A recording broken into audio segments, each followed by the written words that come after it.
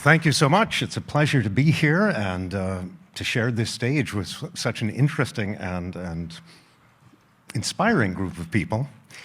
This is a mysterious black box. You are clearly not ready for this. We may get back to that later. It is with no small amusement that I find myself bundled into this particular section, primarily themed on puzzles. During my life, I have devised 2, perhaps 3 reasonably good puzzles. So clearly, it is not on that basis that I am included here. I am here because I am, in the broad sense, a magician.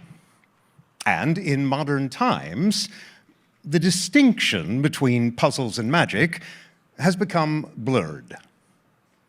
This confusion is understandable.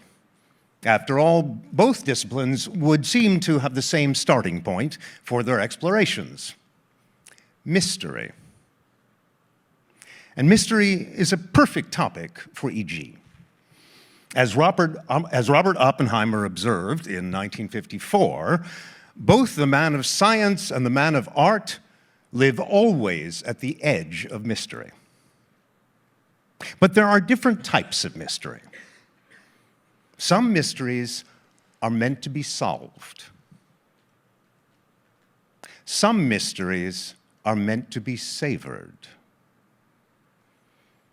I reside in the latter camp. It is, in fact, the older camp. After all, magic is the world's 3rd oldest profession. Advertising.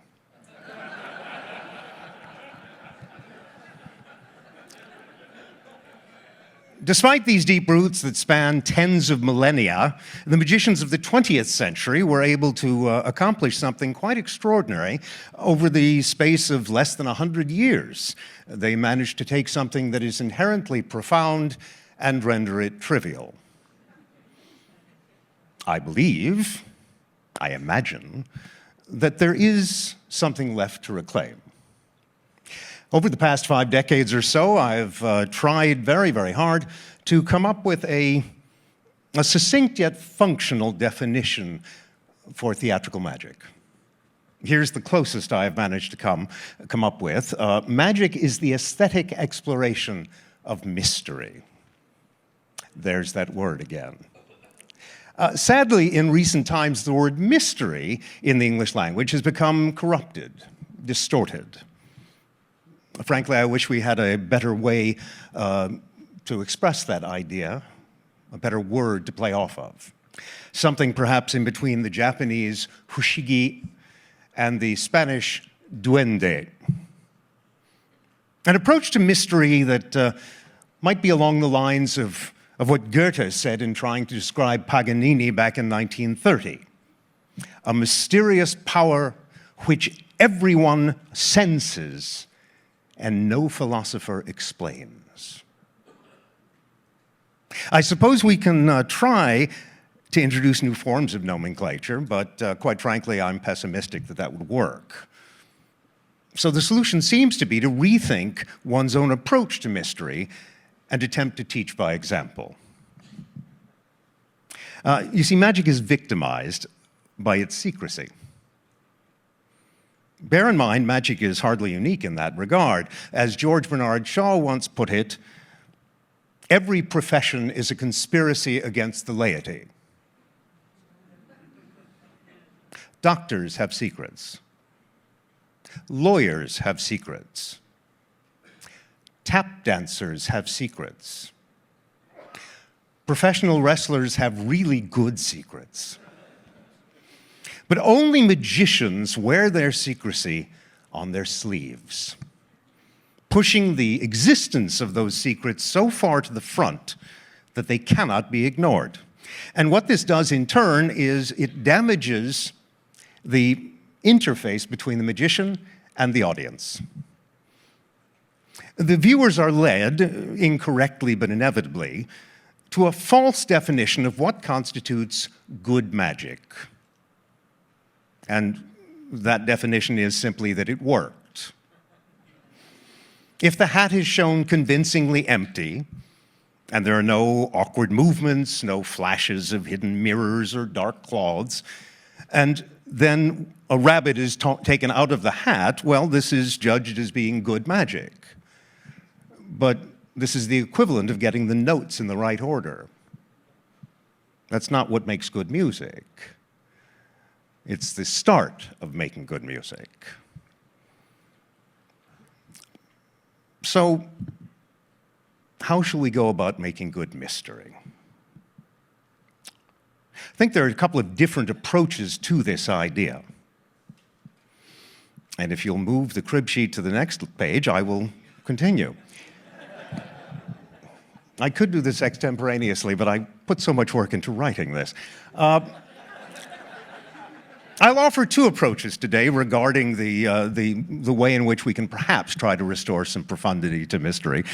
They are not perfect solutions. They are viable works in progress. Theatrical magicians typically divide their work into two main parts, the effect and the method. The effect is what the audience perceives, and the method is the secret means by which the effect is accomplished. So one way that we might address this problem is to reject this classic dichotomy, where method and effect are kept as far apart as possible, at least in the perceptual field, and instead to find out what happens if we take the opposite tack and allow method and effect to converge. Here's an example. Could we kick up some house lights for just a moment? I'm going to ask someone to get involved, but he or she does not have to leave their seat. And I think we'll make use of the lady sitting back there, the blonde hair and the blue. The one looking down to see what color she's wearing, yes. What is your name? Aileen, hi. This is a pack of cards, 53 of them to be exact. There's a joker. And Aileen, you can stay in your seat. We're going to make this very, very easy. All you need to do is to call out the name of your favorite card nice and loud. The Queen of Hearts. That's a popular favorite. I'm going to fan the cards, Aileen, so the back of each and every card is exposed to you. I'm going to do this in such a way that hopefully the people in the front will be able to see that I really am allowing at least a bit of every single card to be seen. Yes?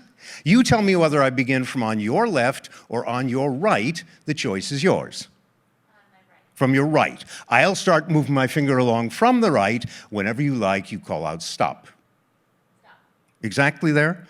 All right, the people in the very front.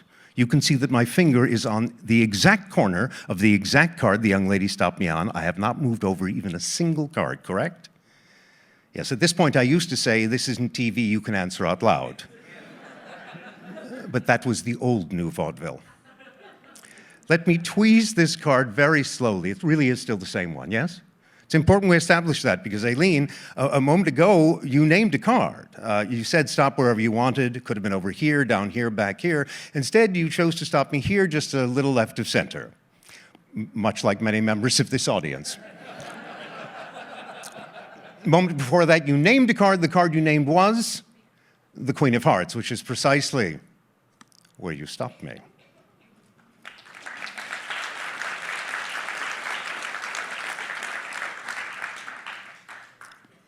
I don't have to be a mind reader to know what certain people are thinking. The gentleman here is thinking, big deal, they're all the Queen of Hearts. Sir, if they were all the Queen of Hearts, that would mean that I would have had to have known in advance that the young lady was going to name the Queen of Hearts, which in and of itself would be pretty goddamned impressive. Sir, that would be the coward's way out. The deck of cards is going home with Aileen as a souvenir, and I appreciate your getting involved. If you could hand these back over your shoulder to the young lady, that's a little gift for you. So that, thank you, that is a solution. That is a solution to this problem. It's not necessarily entirely satisfying because there are members of the audience who are unable to define what they have just witnessed. I mean, some of you perhaps are uncomfortable with the notion that a mystery, with its mystery component set aside, is somehow still a mystery. I hope you understand what I'm trying to accomplish here. Frankly, finding and creating and sharing true mystery has an impractical work ratio. It's sort of like panning for gold. A day, a week, a month or more may yield just a few grains of the elusive stuff. Perhaps that's okay. Perhaps the deeper mysteries are not meant to sustain. Maybe it's better if they have just a glimmer of existence. A glimmer could be enough. Maybe some moments are not meant to sustain. Let's remember that there's a French expression for orgasm that refers to orgasm as la petite mort, the little death. And if you have one of those that sustains, it just becomes death. So let's imagine that we can share, that we can collectively possess one such moment of mystery. And let's imagine that that moment is contained in this mysterious black box.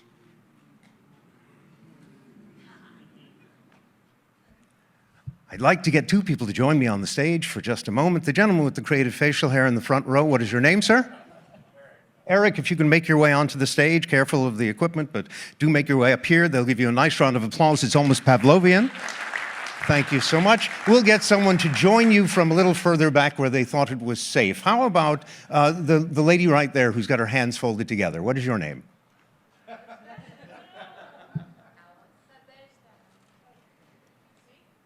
That would be you, yes. Nadezhda. All right. You can understand my English enough to come on the stage. Good. Come. Over on this side. Nice to see you. Over here. Okay. No, you cross over here. This is all going to work, I promise. So come over here. Hi. Nice to see you. Nice to see you. And it was Eric and it was Nadezhda. Yes. Come join me here at the front. Face forward. Head up, shoulders back, look good. You're in show business. Come on. Come in. I don't bite on stage. We look sort of like a bizarre singing trio.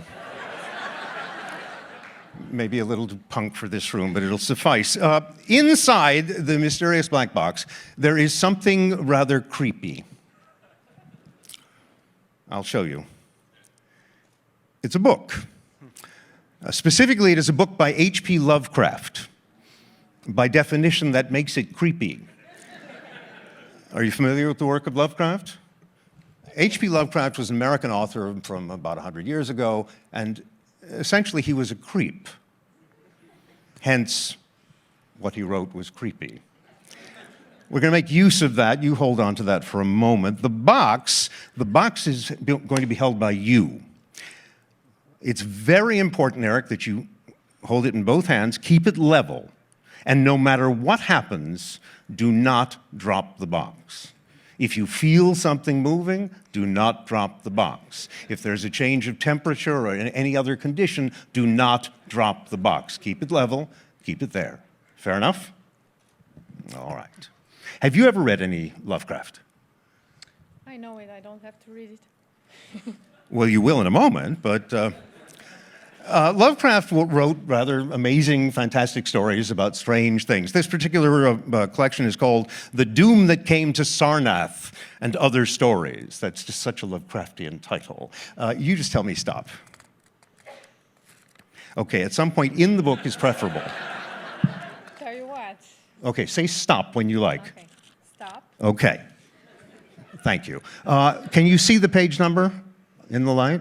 Yes. What page is it? 78. 78. Actually, it's 78 and 79, but you went for 78. That's good. I'm going to ask you to look over page 78 and choose a noun, a physical noun. All right, not an emotion, not but a physical noun. Whatever you hold on, because whatever you choose, and there's a lot of stuff here. I mean, that's a noun right there. There's a noun over there. Whatever item you choose, whatever physical item you choose, is going to wind up being inside that box. Hold the book and look over the page. Let's get this clear. If she picks the word carpet, there will be some carpet inside the box. If she picks the word dog, there will be a dog inside the box. A very unhappy dog. Did you pick a noun for us? Yes. What did you pick? Face. Face. A human, all right. Face. Well, it's viable. It's viable. All right. Hold the box level. Do not drop the box. I will try. All right? Face. Okay.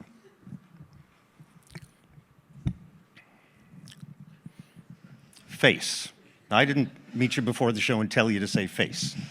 I didn't make any suggestions. In fact, you picked that word all on your own. The box is hinged with at the side toward you. It opens at the far end. Very carefully, keeping it level, face. Open the box.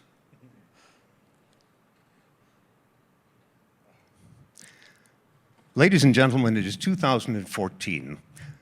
You're adults in a modern civilization. You own cell phones, you own computers, and yet some of you actually believed for a moment there was going to be a face in this box.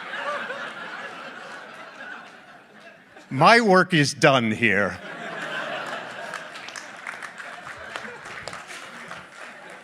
I like that part. Hold the box steady. Don't let go. Let's take this slightly differently. We'll get something out of this. What was the page? Do you remember? 78. 78. Turn to page 78. We'll pick a different word that may be a little less odd than face. Just.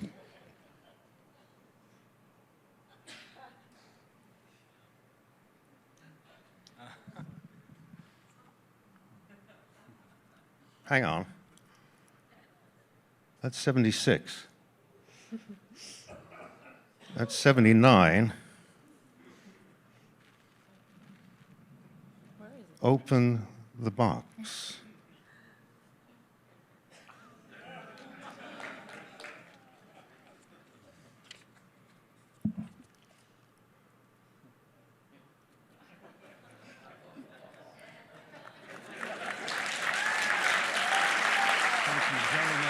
Back to your seat. Thank you so much for helping get me back to your seat. A little mystery that I thank you for sharing with me. That does it for me. Thanks so much.